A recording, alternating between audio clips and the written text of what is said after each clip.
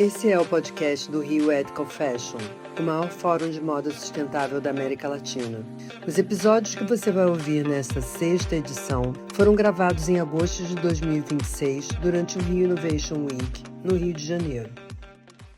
Boa tarde, pessoal, tudo bem? Sou o Lucas, sou Lucas Rodrigues, sou jornalista de formação, mas trabalho com moda há mais de 10 anos. Eu, na Kenya, sou coordenador de marca, de cultura, cuido de collabs e sou um dos responsáveis por todo o reposicionamento que vocês viram acontecido de 2022 para cá. Estou muito feliz de estar aqui, poder falar um pouco sobre o trabalho que a gente faz na Kenya, né? Meu trabalho ele sempre foi muito conectado também com a cultura de rua, e eu sou da Cinco Bocas, né, que é uma comunidade em Brejo de Pina, então eu cresci ali olhando para a TV, vendo a minha realidade, não vendo o que eu via na minha realidade na TV. Então meu compromisso como profissional da comunicação sempre foi trazer para a tela ou para o visual ali o que eu não via, que eu sentia falta. Então eu comecei a fazer isso em 2014 na Jacaré Moda, na extinta Jacaré Moda, uma agência de comunidade também ali no Jacarezinho. E aí fui crescendo, entrei na Redri em 2019, se não me engano, a marca estava passando por um reposicionamento, eles precisavam de alguém que sabia minimamente traduzir ali os códigos da cultura. E aí em 2022 me chamaram para topar o desafio ali de fazer a Kenya acontecer de uma forma diferente. E aí, enfim, deu no que deu, a gente vai falar um pouco disso aqui daqui a pouco. Perfeito. E acho que serve a pergunta para os dois, porque assim, a gente falou dessa mudança de entender o esporte e a moda caminhando muito junta como um estilo de vida, como que isso funciona dentro de cada uma das empresas, que acho que a Osklen traz isso desde sempre, mas também traz uma linguagem, um design muito, eu vou chamar de high fashion, acho que é uma palavra muito ruim, mas brinca muito com essa coisa do design de ponta, de muito contemporâneo. E, ao mesmo tempo, acho que vocês conseguem achar um equilíbrio muito interessante na Osklen, porque é lindo de ver, mas também a gente quer usar. Então, não fica tão distante, né? E, de certa forma, acho que nunca vocês abandonaram a questão do esporte. Então, como é que funciona isso lá na Osklen? Como é que você entende que o público Osklen entende todo esse universo? E também lá na Kenya, como é que funciona isso? Eu não sei quantas pessoas aqui sabem, mas a Osklen ela surgiu de um casaco que meu pai fazia para as expedições dele de alta montanha. Então, eu acho que veio do esporte, né, de uma necessidade prática para o ambiente que a roupa ali estava inserida. Mas desde do começo nunca foi sobre performance, assim. Era uma peça de equipamento, mas já com uma camada estética diferenciada no mercado, que foi com que criasse interesse nas pessoas e a marca começasse daí. E a partir disso, assim, sempre inspirado no estilo de vida dos esportes. Começou na montanha, mas depois aqui para os esportes do Rio, que bombavam na época, nos anos 80, que o surf, vôlei de praia, asa delta estava começando. E a Osklen sempre foi o DNA nesses esportes, mas nunca focado só em performance, né? Muito mais sobre os ambientes as experiências na natureza que esses esportes proporcionavam. E aí, desde então, as coleções passaram a ser um reflexo desse estilo de vida, uma viagem, uma experiência ali nesses esportes, e isso foi se codificando cada vez mais em linguagem de moda, não só o esporte como um equipamento, e sim como inspiração para a criação. E aí começaram as semanas de moda. Na verdade, a gente desfilou antes de existir as semanas de moda no Brasil, e sempre com esse DNA de esportivo, que no início era uma coisa meio nova, assim, né? Hoje em dia a gente vê muita, não é mais novidade, mas quando começou era até meio mal visto, assim. Não achavam que o esporte pertencia à passarela, e acho que a gente foi meio pioneiro nisso, assim, no Brasil, pelo menos. E a gente vê que até depois esse movimento foi crescendo, assim. No início dos anos 2000, a Parada criou a linha de esporte deles. A Chanel começou a falar de surf, snowboard também. Então, é legal ver como a gente está desde o início falando disso, e hoje cada vez mais buscando esse estilo híbrido do casual esportivo. Boa. A relação da Kenner com o esporte, ela veio de berço também, né? A Kenner, ela nasceu em 88, muito nesse contexto em que o hype era você ser surfista, né? Todo mundo aqui que lembra dos anos 80 e 90, hoje, hoje ser cria tá na moda. Antes, ser surfista e você habitar ali naquele espaço da praia era aspiracional. Então a Kenner, ela nasceu da Hadley, né, que também era uma marca de surf, e aí a Kenner nasceu para ser a sandália do surfista, né? Tinha o tênis da Hadley na Hadley e o fundador ele fez a sandália para ser a sandália do surfista e para reproduzir a sensação de pisar na areia. Então essa relação da Kenner com o esporte ela é de berço, ela sempre aconteceu. Hoje a gente está um pouco mais afastado do surf, mas o surf continua sendo a nossa essência. A gente está mais próximo ali do futebol, né, por ser, acho que a paixão nacional e acho que combina um pouco mais também com contemporâneo. E é isso, essa foi a relação da Kenner com o esporte. Com a cultura, no geral, aconteceu de uma forma muito mais natural, né?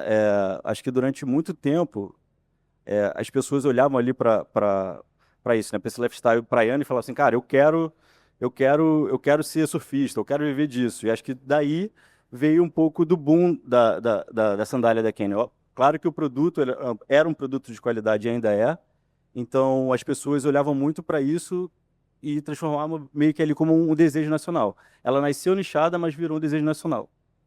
E aí, voltando a falar sobre a cultura, eu acho que foi uma coisa que aconteceu muito mais naturalmente, né? Acho que durante muito tempo até a própria marca assim, ignorava um pouco a forma em que ela estava conectada com a cultura, mas ela sempre existiu. Isso foi uma relação que sempre existiu, é muito louco, porque quando a gente entrou, né, a gente começou a mapear ali, tipo, cara, tem uma super oportunidade aqui, essa é a marca que, cara, fala com a cultura do norte a sul do Brasil. Se a gente for olhar para todos os territórios ali, olhando para a música, tem mais de. A gente tem uma playlist no Spotify chamada Kenner no Pé do Ouvido, que são músicas que citam Kenner, assim, espontaneamente. São mais de 100, se eu não me engano. Então, se a gente for olhar para a arte também, que é outro território que a gente olha, existem vários artistas que pintam a Kenner ali nas suas telas, porque a sandália e o chinelo já está ali inserido na cultura. Então era uma relação que já existia. E aí o que a gente fez foi olhar para aquela oportunidade e simplesmente entrar nas conversas, né? Foi basicamente o óbvio. Cara, existe uma super oportunidade aqui, existe uma super conversa acontecendo, vamos entrar, trazer essas pessoas para dentro para fazer acontecer. Então acho que é isso. A relação com o esporte, ela veio de berço e a relação com a cultura foi construída ali ao longo do tempo. Mas a gente vê super valor nessa aproximação e nessa relação. Hoje, para a gente, isso é muito caro. A gente vê que marcas investem milhões, né, para ter essa relação e a gente hoje tem de uma forma muito natural. Perfeito. Felipe, a gente ouve ou deseja que o luxo seja cada vez ligado a menos consumo e talvez mais significado, mais relevância, mais importância do que ele representa. E eu acho que quem sempre se posicionou como uma marca de luxo feita no Brasil, o que é muito bacana sempre. Você acha que essa busca do tal desse universo do bem-estar, do wellness, e que o próprio esporte que vocês trazem, isso pode de alguma forma falar sobre esse novo luxo? É possível linkar cada vez mais esse novo luxo com o universo da... Rafa Pinar chegou! Vamos bater palmas, gente! Muito bem-vindo.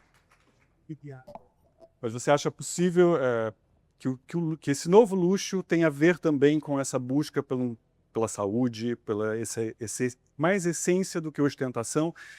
E até lembrando do trabalho que vocês fizeram agora nas Olimpíadas de Inverno, junto com a Moncler, que foi A gente nem sabia direito o que era a Olimpíada de Inverno, né? Eu sabia que existia.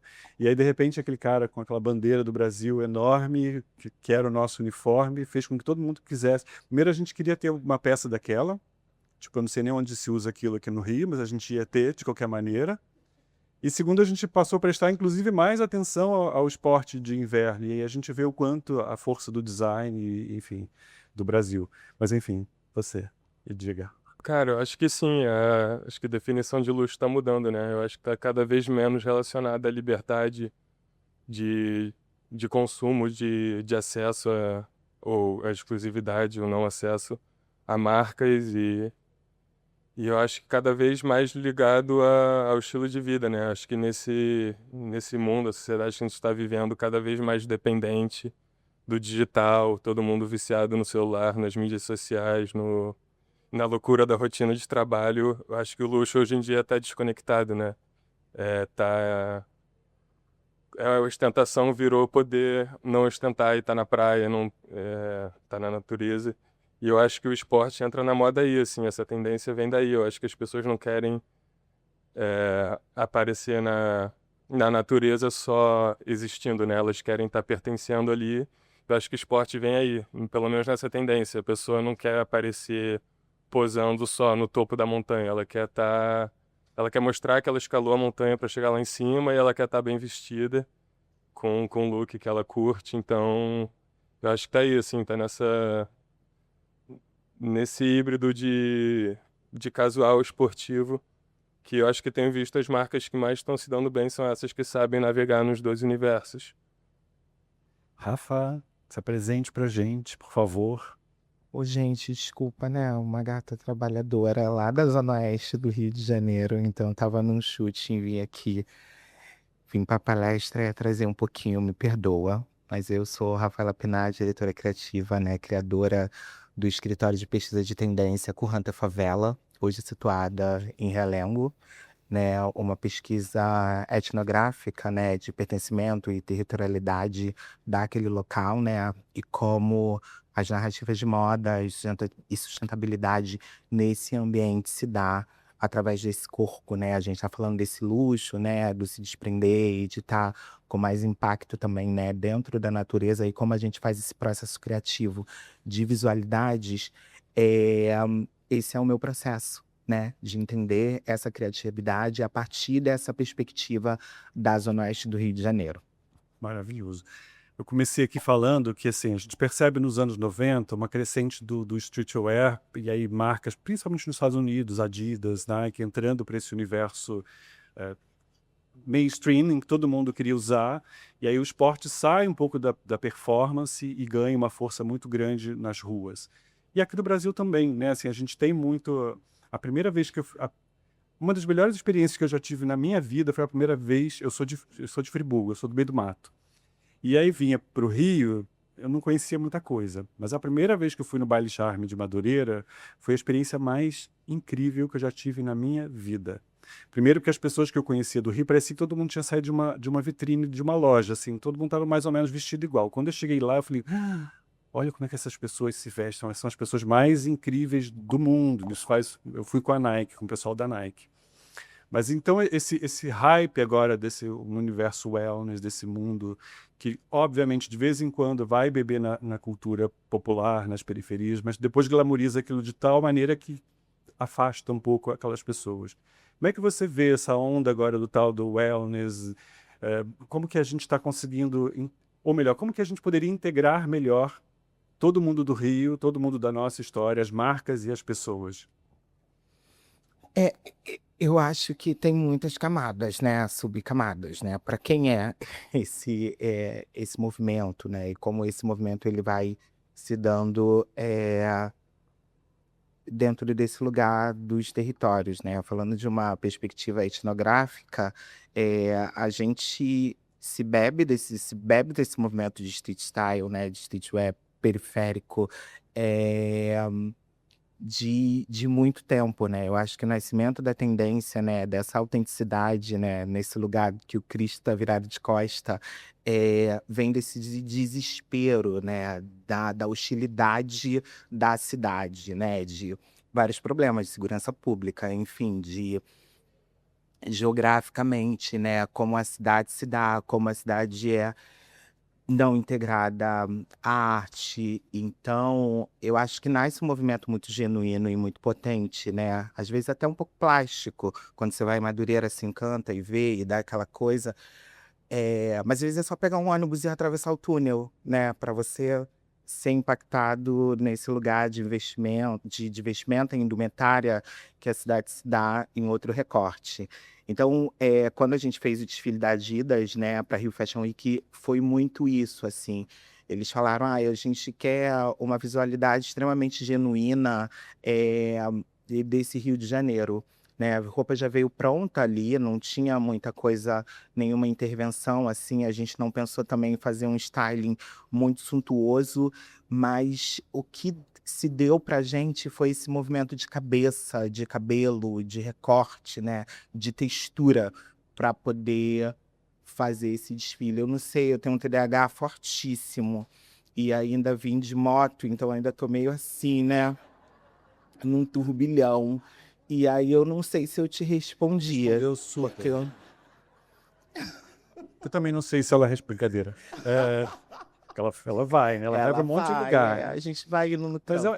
é um bate-papo. Primeiro que não tem uma resposta única sim. que responda tudo que a gente gostaria de responder. Quem dera que a gente tivesse, né? Mas acho que a gente tem que provocar com que as pessoas saiam daqui que a pensando gente- isso aí. as próximas respostas no Essa meio dessa caixinha história. pra pensar. Felipe, você não me olha assim não, filho. A Oscar também sempre teve uma ligação muito forte, acho que foi a segunda marca no mundo a falar sobre sustentabilidade, me corrija se eu estiver errado, e a gente vai vendo que dentro dessa história de tecnologias, de performance, isso tem invadido muito os tecidos, enfim, né? Acho que vocês têm lá aquele, como é que é aquele muito molinho?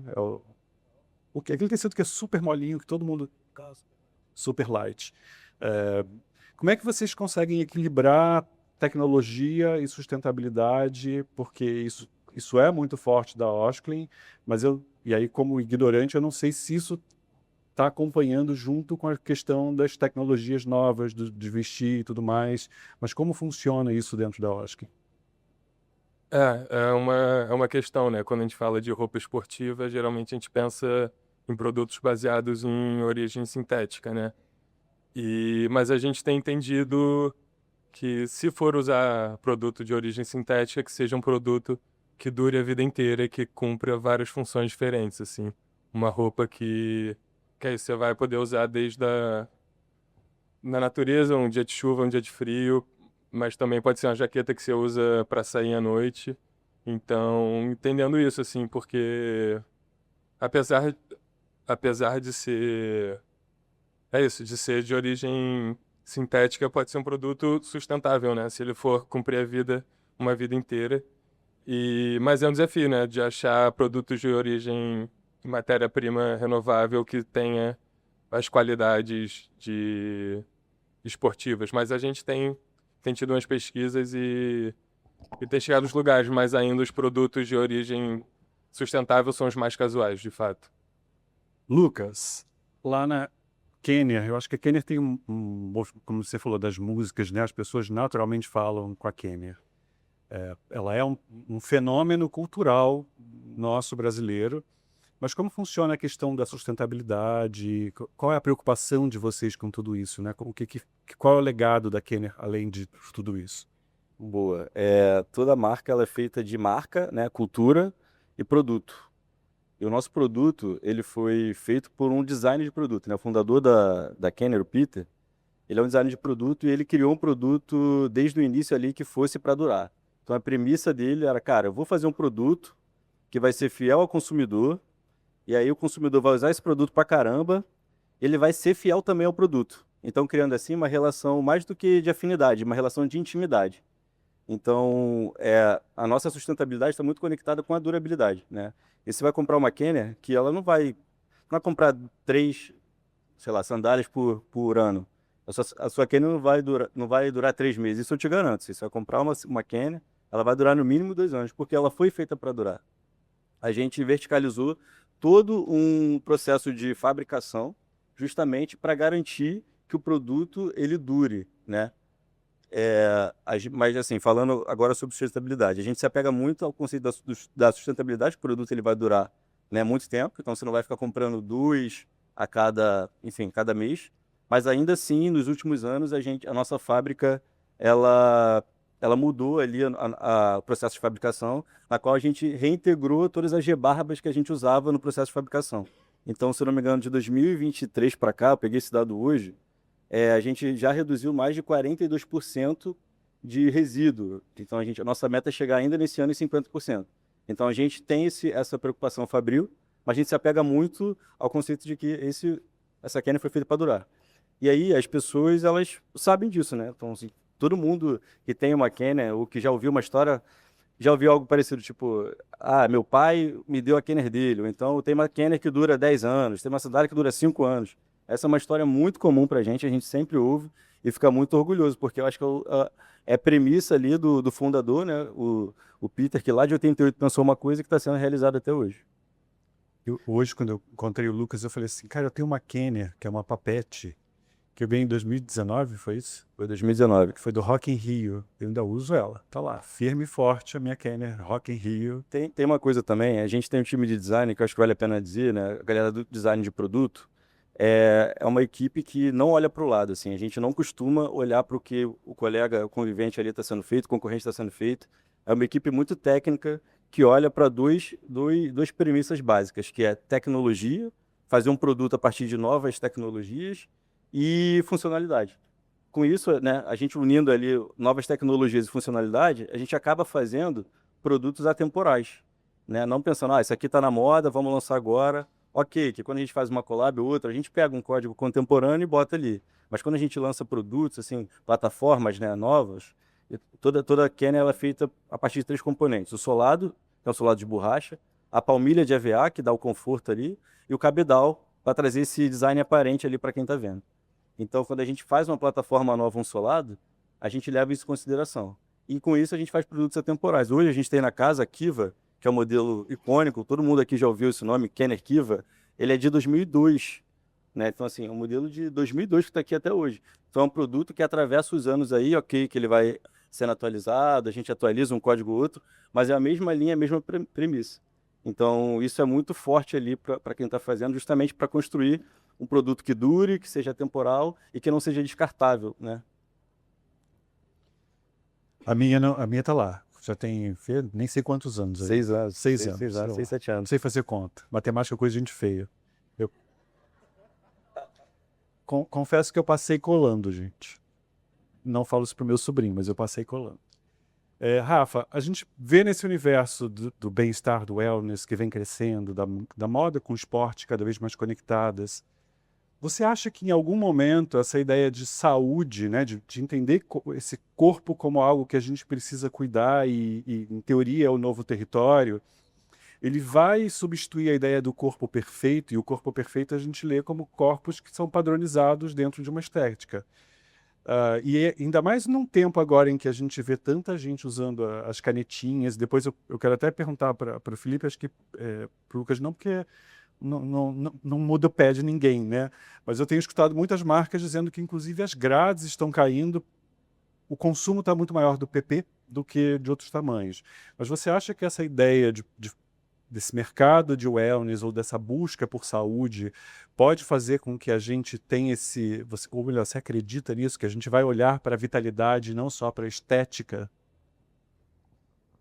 Eu acho que sim, eu acho que a gente tem 2 caminhos, né, aí. A gente vivendo o mundo pós-pandemia,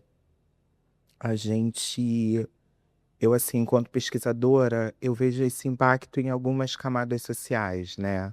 Quando a gente vai para a periferia, a gente tem muito mais acesso ou um acesso construído de um cuidado com a saúde quando você sai das áreas centrais da cidade.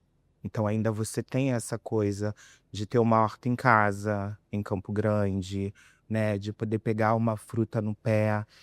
Então a gente tem esses 2 caminhos, né, porque eu acho que a internet ela grita como se fosse um demônio, né, assim, para muitas narrativas de como que você vai dar essas saídas.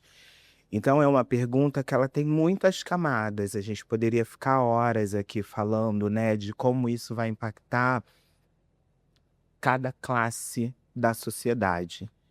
E quando eu vejo, por exemplo, dentro das favelas do Rio, né, o caimento do iFood, as pessoas começando a se exercitar, novas mulheres, né, mulheres acima de 40 anos revendo, né, todo o seu movimento ali, eh, saindo de casamentos abusivos a partir de um olhar muito íntimo para dentro do seu corpo, isso é uma mudança muito positiva. né? Isso é uma mudança muito Eu, como afetiva. homem, ouvi falar muito pouco sobre menopausa. Acho que todos nós, na verdade. Uhum. Mas quando a minha mãe entrou na menopausa, eu não sei nem se esse é o termo, eu achava assim, ih, rapaz, tá pra morrer, né? Sei lá, como é que funciona isso? Porque não se falava sobre Sim. isso. E agora a gente vê as mulheres falando, e mulheres incríveis falando sobre isso. Eu acho que a gente, de alguma forma, essa informação vai mudando a vida de muita gente, né? E tem protagonizado também. Então, hoje a gente vê, né, dentro da dinâmica das pesquisas, novos grupos de corrida acontecendo. A gente vê também essa nova reurbanização do Rio de Janeiro também, com parques e, né, hoje você vê a Zona Oeste, esses parques acontecendo, o lazer um pouco mais próximo da casa dessas pessoas. Então, hoje você tem uma mudança de comportamento, de tendência, de estilo, que é muito positiva também, né? E a gente começa, né? Eu tenho olhado muito para isso. As academias, mulheres 40 a mais indo para academia, grupos de WhatsApp, grupos de corrida. Você A gente também, né, passa por um momento agora, parece que todo mundo terminou os relacionamentos, né? Os relacionamentos. Esse ano eu fico olhando ali o rolo do TikTok, né? Como a gente vê a própria Ana Sui aqui, que estava palestrando, né? Que você vai falar sobre amor e psicanálise. Então eu acho que isso chega em algumas classes sociais de uma maneira muito positiva, porque assim, ai, uma menina, né, às vezes a Baixada não vai escalar a Pedra da Gávea, mas ela vai estar ali correndo na nossa orla de Bangu, que é o ponto chique. Então você tem ali um novo comportamento identitário, né, de marca, como essas marcas chegam nesses lugares que não estão dentro da centralidade da cidade, né? E eu acho que a gente, quanto formadores de opinião, que está criando moda, acho que é bom a gente dar um rabo de olho, assim, sabe? Para ver o que tem acontecido. Porque às vezes a nossa conversa é muito contra as canetas, né? Mas assim, você vê uma mulher que às vezes teve problema de obesidade a vida inteira. Total. E É um quando se remédio, tem né? o Existe acesso uma à função. saúde, muda uma narrativa de uma família inteira, de uma geração inteira. Então, eu acho que tem muito, sim, os seus pontos positivos e pontos, às vezes, negativos, né? Mas eu acho que é isso, depende ali de como essa narrativa está sendo encontrada e qual classe social a gente vai falar disso. E Felipe, você sente isso de diferença, ou melhor, vocês já perceberam isso comercialmente falando, da mudança dos padrões do consumidor final escolhendo mais PPP? Como é que tá isso? Cara, ainda não, né? Eu acho que não que tenha chegado em mim, não. Mas em breve, acho que sim. Eu escutei um dado outro dia que pela primeira vez na história da humanidade, a obesidade diminuiu no mundo. Sim. É, Eu ouvi muito isso durante o Rio Fashion Week, o pessoal de biquíni principalmente. E aí falando que o pessoal agora está comprando mais PPP e aí não tem quase grade G dentro do rolê. Fala. Mas você falou que esse boom do wellness, né, não chega nos pés, mas eu acho que influencia muito, não, né? não no sentido das Não, canetinhas, não, né? Tipo, não vai mudar a grade, né? mas eu fiquei sem pensando na dúvida sua pergunta para o Felipe e a gente lançou agora um produto que é muito pensado no after sport, que é isso que você falou. Acho que muitas pessoas têm mudado a sua forma de viver a partir do autocuidado, a partir do wellness, né, a partir do self-care mesmo ali, e a gente tem olhado para isso também como uma oportunidade de beber da tecnologia da alta performance, muito dos tênis, né, de performance mesmo, e trazer para o produto. Então a gente acabou de lançar uma slide que é focada no After Sport, e a gente tem alguns outros lançamentos que trazem muito esse conforto extremo ali para o pé, né, pensando nisso, que as pessoas estão mudando, né, o seu estilo de vida. Beleza, a gente vai ter aquele chinelo que é mais robustão, que vai ser, tipo esse, que cheguei, mas tem outros que vão trazer sensação de chegar em casa, de tirar aquela meia ali. Então, nosso time de produto ele tem trabalhado muito nisso a partir dessa tendência que é global, né? A partir do que você falou, da obesidade ter diminuído, que eu acho que é uma das consequências ali dos usos das canetas e dos medicamentos ali para acabar com a obesidade. Perfeito. Então isso também reflete no pé de uma forma ou Sim, de outra. não Tá? vai mudar a grade, É. mas a gente, Não vai diminuir, de mas modo vai... geral, todo mundo quer mais conforto, Exato, quer, exato. enfim. E não Isso aí. precisa ser um chinelo para tudo. Você até pode dar um chinelo em que você vai usar numa situação. Exato. Aliás, aqui no Brasil a gente bate bola, inclusive, faz peladinho usando o chinelo, Sim, né? Então, sim. acho que a Kenner está inserida no meio de um Exato. monte de Vários coisa. territórios. E, Rafa, você, dentro das suas pesquisas, você vê alguns comportamentos assim que são emergentes e que a gente ainda não está de olho? Tipo, consultoria grátis, gente, aquela pergunta. Mas você percebe alguns comportamentos emergentes, principalmente aqui dentro do Rio, e que talvez a gente, dentro do universo da moda, ainda não esteja entendendo ou não tenha percebido eles. E, enfim, você consegue trazer alguns dessas mudanças aí? Sim, né? No susto. Vai no susto. Mas eu acho que não uma tendência, né? Mas eu acho que eu tenho trabalhado muito migração, né? Tipo, países amigos, né? Que têm chegado no Brasil e como isso tem impactado na Zona Oeste. Então, hoje a gente vê ali muitos africanos hoje dentro das comunidades que não tinha isso na Zona Oeste do Rio. E isso tem mudado um comportamento de oralidade, de gíria, de coisas, assim, são uns fenômenos, assim, bem interessantes, né, de como esse contato, e em dois lados também, né, entrando para o tráfico também, como essa dinâmica de escambo tem acontecido, como essas crianças que fazem esse processo de migração têm se conectado com crianças brasileiras e periféricas. Então eu acho que isso é uma coisa assim para a gente ficar de olho, né? Que eu acho que a gente já está falando disso há uns 10 anos de novos calendários, né? Calendários festivos e tradicionais, né, de múltiplas culturas, tem dado esse tom de visualidade, de como a gente tem vivido esses pertencimentos. E a moda, eu acho que às vezes a gente que faz moda, a gente tem um olhar ainda um pouco excludente para essas dinâmicas mais rápidas de convivência social. E quando você vai olhar para o campo da arte, né, a arte, quando eu falo artes plásticas e pinturas, os artistas estão muito mais sagaz, né, do que os profissionais, stylists, diretores criativos, né, que eu acho que a gente se coloca numa bolha de uma intelectualidade muito desaproximada do dia a dia.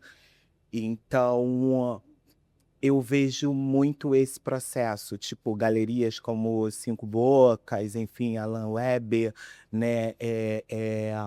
Poderia citar vários artistas aqui que têm olhado e feito essa captação de território de um lado muito profundo, estético, assim, muito bem feito com esse processo de migração.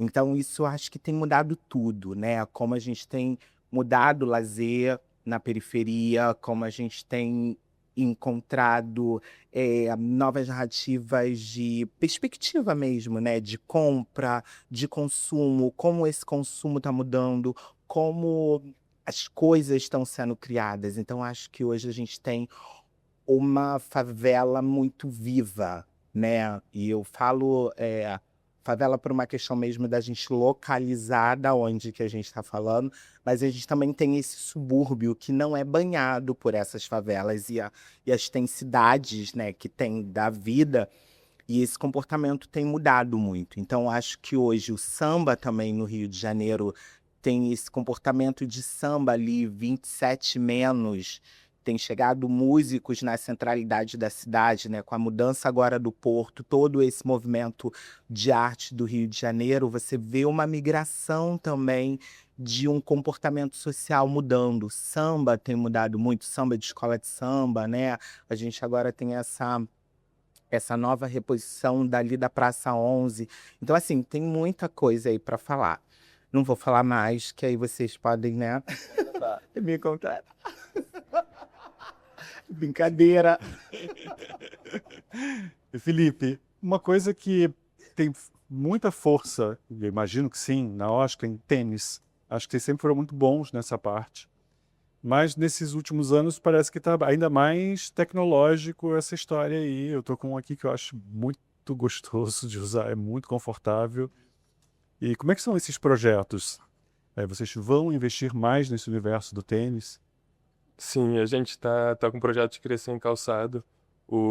Esse tênis que você tá, o TRKK, ele é o primeiro produto desse projeto, que a gente se filiou com o Grupo 10, né, tem uns 2 anos atrás, e pela primeira vez a gente está tendo a oportunidade de chegar num resultado de produto que a gente sempre quis, assim, eles produzem os melhores tênis do mundo, de fato, e aí a gente realizou um sonho que foi esse projeto do TRKK, que é um tênis que nem a primeira peça da Austin foi um casaco de montanha, esse é um tênis pensado para montanha, eu uso em trilha.